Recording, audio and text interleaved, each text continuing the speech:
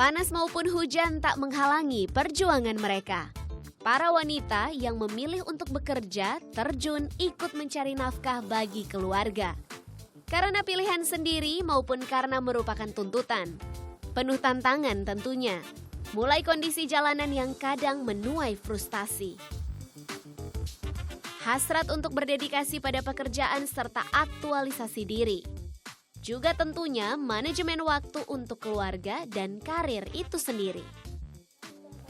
Dari 4,67 juta pekerja di Jakarta, sekitar 38% diantaranya adalah perempuan yang bekerja. Baru-baru ini pemerintah mengeluarkan usulan yang disambut baik kebanyakan pegawai perempuan, khususnya mereka yang telah berkeluarga. Mengerti akan hal ini, pekan lalu Wakil Presiden Yusuf Kala usulkan untuk memangkas jam kerja perempuan hingga 2 jam. Tujuannya tak lain agar kaum ibu punya lebih banyak waktu mendidik buah hati di rumah. Semua ibu-ibu yang mempunyai anak sampai tingkat SD agar diminta untuk mengasuh anaknya sebelum anak ke sekolah. Hanya sampai SD saja. Jadi anak ibu muda lah harus jangan jam 5 suruh pergi kantor, akhirnya anaknya bangun pun enggak, akhirnya anak itu menjadi tidak bersama sama ibunya dengan baik. Itu pendidikan yang penting.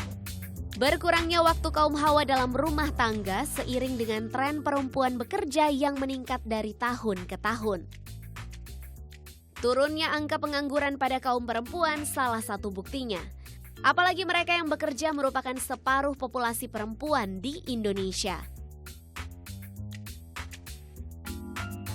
Kemampuan yang berdaya saing membuat perempuan mendominasi jenis pekerjaan tertentu. Baik di sektor formal seperti bekerja untuk perusahaan maupun non-formal termasuk berwirausaha. Tak jarang mereka bekerja di atas jam rata-rata. Konsekuensinya, waktu bersama anak dan keluarga berkurang. Namun tak sepenuhnya gayung bersambut. Pro dan kontra mengalir menyambut wacana tersebut. Di antaranya muncul kekhawatiran pengurangan jam kerja justru jadi bumerang. Menjadi wujud diskriminasi baru bagi kaum hawa. Menurut saya tugas kita bersama, baik suami maupun istri punya tugas untuk memperhatikan anak-anaknya. Tidak sepenuhnya ditangani oleh perempuan, namun harus bersama-sama bertanggung jawab. Reaksi senada juga datang dari dunia industri dan kalangan pengusaha. Pemotongan jam kerja pegawai perempuan akan mengganggu proses produksi yang sudah pakem. Kita mesti melihat tentu dari sudut kita pasti merugikan dalam jangka pendek kan. Kalau kita harus korbankan 1 jam daripada produktivitas mereka itu untuk di pabrik kita.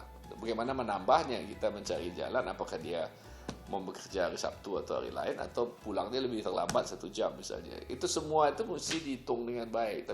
Usulan Wapres Kala ini sendiri kini masih dalam tahap pembahasan para ahli dari berbagai kalangan dan kementerian. Tujuannya untuk hasilkan formulasi kebijakan yang terbaik. Kita akan lihat nanti. Kan itu harus dikaji dulu misalnya kalaupun diterapkan misalnya apakah langsung serentak, apakah dimulai dari sektor tertentu dulu misalnya pegawai misalnya, ataukah langsung industri atau di semua tempat yang menjadi jalur profesi dari kaum perempuan. Nah, ini membutuhkan kajian.